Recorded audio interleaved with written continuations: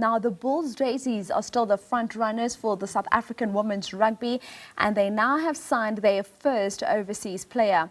The 29-year-old Fiona Cooper from Scotland has swapped Europe for the Pretoria High Performance Centre and will be a welcome addition to South Africa's most dominant women's rugby team. Fiona joins us now this morning to chat about her move to South Africa and what the expectations are. Fiona, a very good morning to you. Thank you so much for joining us this morning. Yeah, thank you so much. I'm excited to be here.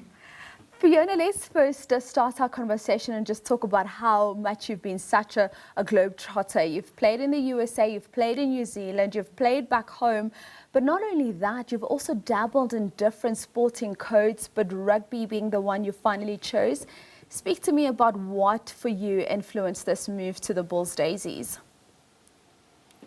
Yeah, I'd been playing in the Premiership and PWR in England, and I felt like I got a big injury as well. So I kind of wanted a different challenge and was thinking of something new. And so because I've traveled around and played in a few different places, I thought, well, where's kind of the home of rugby? And at the moment, for sure, it's South Africa. And the women's game is really growing a lot. So I thought it would be an exciting opportunity to learn from the players and kind of experience rugby culture in South Africa as well.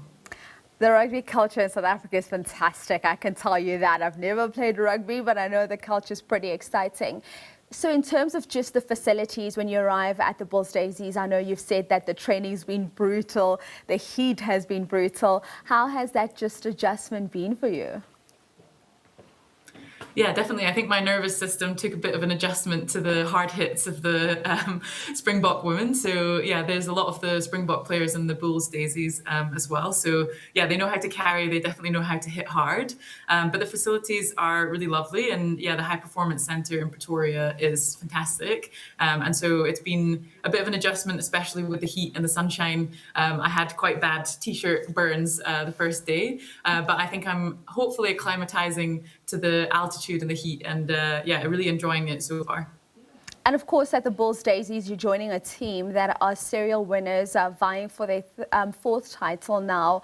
Just coming into that environment and the pressure that comes with that, for you individually, what are your expectations and what goals are you looking to achieve at Bulls Daisies? Yeah, I mean, it's a very competitive environment, which is kind of what I was looking for. So I was hoping for an environment that would test me and really push my game a bit more. So, you know, of course, we are hoping to do as well as we can. And, you know, the training is kind of tightening up now. So fingers crossed for the season, and we'll keep working super hard.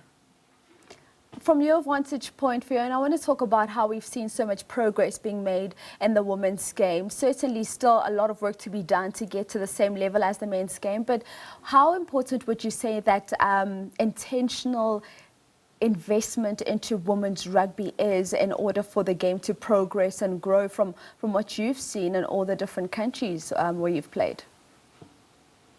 Yeah, definitely. I think it's really important. I think because I have experience playing in England, they've had a kind of long-term investment plan in the women's game, and having recently won the World Cup, you can see what difference that's made to their performance overall. So investment for sure, and long-term investment makes a big difference in women being able to take on kind of professional playing roles, and also the success on the pitch as well.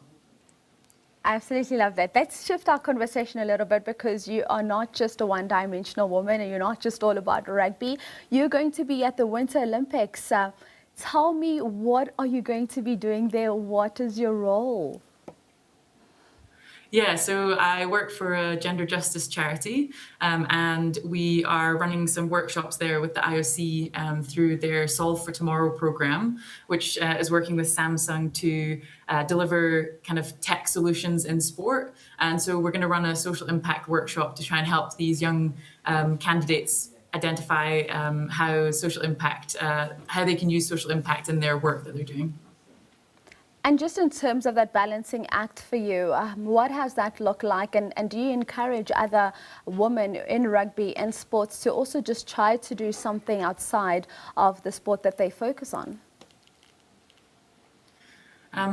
I've always kind of balanced a career and rugby. I think because it's a necessity as much as anything. It's really important, especially as I'm coming to, I guess, the tail end of my career to think about what's next. Of course, it would be great that a lot of the women who are playing could fully play completely professionally and do that full time. But I think the reality is it's not quite there at this point. So of course, studying and working is great for thinking about what's next. But I hope there's a future where the players can just focus on rugby alone and kind of build their rugby career just by themselves.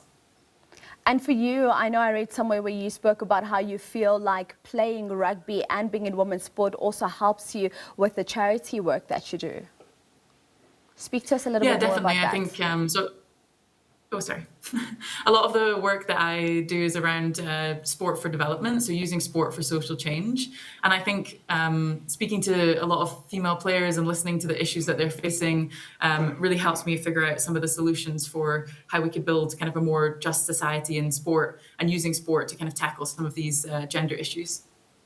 And finally, as I begin to wrap up with you, just your message for the Bulls Daisies fans that are looking forward to see you out on the field of play this season, and also for the young girl child that is looking at you and seeing a woman that has played abroad, has played in New Zealand, has played in the USA, has played back home, and also has studied vastly in different parts of the world. What is your message?